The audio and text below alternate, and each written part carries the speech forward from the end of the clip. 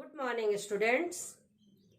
हिंदी विषय के कुछ वीडियोस तुम लोग के पास होंगे जो देखे होंगे, पाठों को समझे होंगे। उसमें से तुम लोग को पहला पाठ गाता खग और दूसरा पाठ गवई राम समझ में आ ही गया होगा। पहला पाठ जो कविता है उसके तुम लोग को भावार्थ अच्छी तरह से समझ में आ गया होगा, मुझे यह आशा है। इस वीडियो में तुम लोगों को पाठ 3 और शीर्षक है पेड़ पौधों की कहानी समझाया गया है।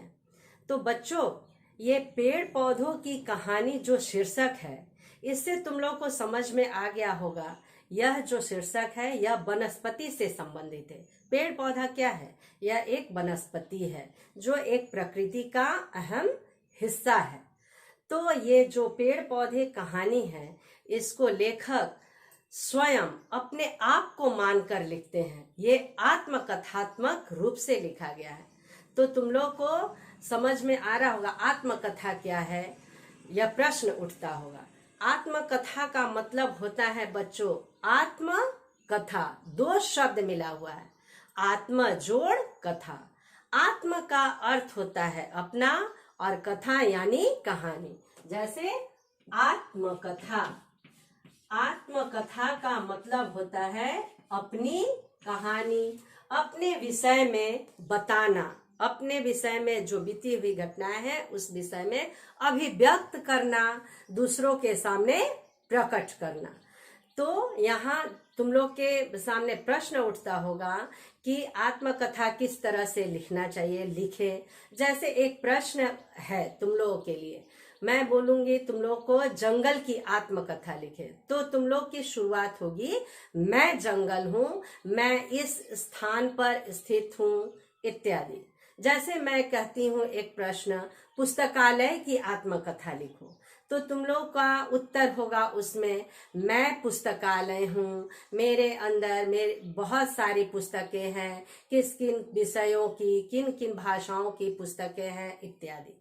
तो ये आत्मकथा के रूप में पेड़ पौधों की जो अपनी बात है, कहानी है, इसे लेखक हमारे सामने, हम पाठकों के सामने रखते हैं, अभिव्यक्त करते हैं, अपने विचारों को अभिव्यक्त करते हैं पेड़ पौधे की रूप में माध्यम मानकर। तो पेड़ पौधों की कहानी में तुम लोग देखोगे, जब पाठ को पढ़ोगे तो इसमें देखोगे पेड़ पौधे स्वयं को कह रहे हैं कि मैं प्रकृति का एक बहुत बड़ा हिस्सा हूँ। इसके संतुलन में, संपूर्ण प्रकृति में बहुत सारी वस्तुएं हैं बच्चों। जैसे सूर्य है, सूर्य के प्रकाश हैं, मिट्टी है, जल है, हवा है, बहुत तरह के विभिन्न प्रकार के जीव जंतु हैं, प्राणी हैं, जैसे मनुष्य हैं, और पेड़ पौधे हैं, झाड़ियां हैं इत्यादि। तो इन सब से मिलकर ही पूरी प्रकृति का निर्माण होता है। इन पूरी प्रकृति का संतुलन के लिए हर एक वस्तु बहुत ही जरूरी है, आवश्यक है। कुछ भी कम होने से इस प्रकृति के संतुलन पर बहुत बड़ा प्रभाव पड़ता है। तो प्रकृति का संतुलन बनाए रखने के लिए सबसे पहले हम मनुष्यों को चाहिए कि अपना कदम उठाए। कि मनुष्य को तो कहा जाता है बच्चों सबसे विवेकी प्राणी है, सबसे अधिक सोचने समझने की शक्ति है, पशुओं से ऊपर रखा गया है मनुष्य जाति को, फिर पक्षियों से, प्रकृति के अन्य हिस्सों पर उसी का आधिपत्य है, मनुष्य का आधिपत्य है। तो मनुष्य को ही इसके लिए नियंत्रण रखना होगा, रोकथाम रखना होगा और अपने वातावरण को संतुलित रखना होगा। यहाँ पर पेड़ पौधे यानी पर्यावरण से संबंधित है, वातावरण से संबंधित है। पर्यावरण किसे कहते हैं? तुम लोगों के पास एक प्रश्न होगा कि पर्यावरण किसे कहते हैं, पर्यावरण का मतलब क्या है, पर्यावरण क्या है। पर्यावरण को दूसरे शब्द में वातावरण कहा जाता है। यानी हमारे चारों ओर की भौतिक घेरे को ही पर्यावरण कहा जाता है। तो क्यों न हमारे चारों तरफ की जो यह भौतिक घेरा है वह शुद्ध और निर्मल हो, जिससे हमारा जीवन आसानी से चल सके, जितना जिंदगी है उतना।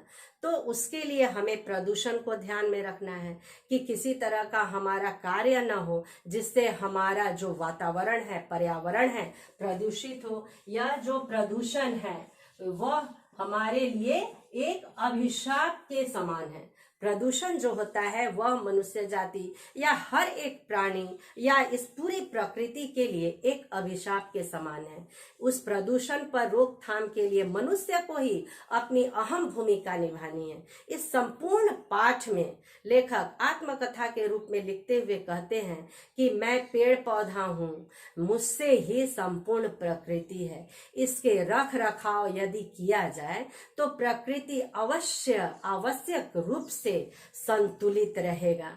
जैसे पेड़ पौधों को अगर हम लोग काटते हैं तो तरह तरह के प्रदूषण हमारे सामने आ जाते हैं, वायु का शुद्धिकरण नहीं होता। जैसे पेड़ पौधे से जो पृथ्वी तल पर जितने भी कार्बन डाइऑक्साइड जो गैस है वो उसे सोख लेते हैं और हम प्राणियों के लिए शुद्ध वायु, प्राण वायु, ऑक्सीजन को देते हैं ताकि हम उसे अपने श्वास के द्वारा शरीर में ग्रहण करते हैं और स्वास्थ्य लाभ करते हैं। बच्चों, यदि ऑक्सीजन जो हमारे शरीर में जाता है, जो प्राण वायु हमारे शरीर में जाता है, वही प्रदूषित हो तो हमारा जीवन तो निश्चित तौर से गलत होगा, हमारा जीवन रहेगा ही नहीं, उसमें बहुत सारे रोग लगेंगे इत्यादि, सांस का जो जितनी भी समस्याएं हैं वह उत्पन्न होगी। ये सब कठिनाइयों का हमें सामना करना होगा। फिर पेड़ पौधों को हमें रख रखाव अगर हम करते हैं, हमसे कहा जाता है, तो इससे बहुत सारे हमारे सामने लाभ है। जैसे भूक्षरण, भूक्षरण का अर्थ होता है भूमि का कटाव। भूक्षरण तुम लोग पाठ में पढ़ोगे। भूक्षरण एक शब्द है, भूक्षरण। भू मतलब भूमि और क्षरण का मतलब होता है कटाव, यानी उसका नाश होना। तो भूक्षरण को कैसे रोका जाएगा? अगर पेड़ पौधों को की कटाई अच्छी तरह से हम लोग पेड़ पौधों का रख रखाव करें, उसकी कटाई पर नियंत्रण करें, रोकथाम करें, अपने स्वार्थ की सिद्धि के लिए पेड़ पौधों को यदि हम न काटें तो भूक्षरण से बहुत हद तक बचा जा सकता है। यानी जो पेड़ के जो जड़ होते हैं वह मिट्टी को अच्छी तरह से पकड़ कर रखते हैं, जिससे मिट्टी का कटाव होने से बच जाता है, मिट्टी सही ढंग से रह पाता है अपने स्थान पर। तो बच्चों, यहाँ संपूर्ण पाठ में देख रहे हो कि पेड़ पौधों से हमें कितना लाभ है। सबसे पहले तो हमारा जीवन ही उससे है। जैसे हम लोग भोजन के रूप में जितने भी पदार्थ लेते हैं सब तो पेड़ पौधे पर ही निर्भर करता है। जैसे अनाज है, चावल है, दाल है, सब्जियां हैं, फिर फल फूल है, सब कुछ तो पेड़ पौधे से ही आते हैं। तो अगर पेड़ पौधों की ही कटाई किया जाए, उस पर नियंत्रण न किया जाए, तो क्या हमारा जीवन रह सकता है? हमारा जीवन निश्चित तौर से नहीं होगा, क्योंकि पेड़ पौधे से ही हमारा जीवन चलता है, हमारा भोजन चलता है, हमें भोज्य पदार्थ तो मिलेंगे ही नहीं। तो इसके लिए हम मनुष्यों को अभी से चेत जाना चाहिए या ध्यान में रखना चाहिए कि उसे वनस्पतियों का रख रखाव करें। यहाँ पाठ में तुम लोगों को एक संदेश दिया गया है कि वादा करो, ऐसी प्रतिज्ञा करो बच्चों कि अपने अपने जन्मदिन पर एक पेड़ अवश्य लगाओ। तो क्या सिर्फ इसमें संदेश दिया गया है कि पेड़ पौधे लगाएं, एक पौधे को, एक पेड़ को रोपा जाए, तो सिर्फ रोप देना ही काफी होगा? बिल्कुल नहीं बच्चों, सिर्फ रोप देने से वह पेड़ हमारे लिए काफी नहीं है। उसकी रख रखाव भी करना हमारे लिए बहुत जरूरी है। उसका पालन पोषण करते हैं, उसमें खाद देते हैं, उसमें जल देते हैं, तभी तो वह विकसित होगा और हमारे लिए अच्छा सा एक पेड़ बनकर सामने आएगा। तो उसके संदेश को हम लोगों को अपने ध्यान में रखना है बच्चों, और तुम लोग भी इस संदेश को ध्यान में रखोगे और अपने अपने जन्मदिन पर एक पेड़ अवश्य लगाओगे, ताकि आने वाली पीढ़ी, हमारे सामने जो आने वाली वंश है, वो भी सुख की कामना करे। तो यहाँ ध्यान दो, पेड़ पौधों की कहानी जो आत्मकथात्मक रूप से है, उसमें पेड़ पौधे हमसे यही विनती करते हैं कि हे मानव, अपने स्वार्थ सिद्धि के लिए हमें मत काटो, यानी पेड़ पौधों को मत काटो। अगर इसकी बचाव करते हैं, रोकथाम करते हैं, इसके रख रखाव करते हैं सही ढंग से, तो हमारा ही जीवन आसान होगा। हमें प्राणवायु मिलती रहेगी। जो कार्बन डाइऑक्साइड है गैस, जो प्रदूषित वायु है, उसे पेड़ों द्वारा सोख लिए जाएंगे। तो इसे तुम लोग को ध्यान में रखना है।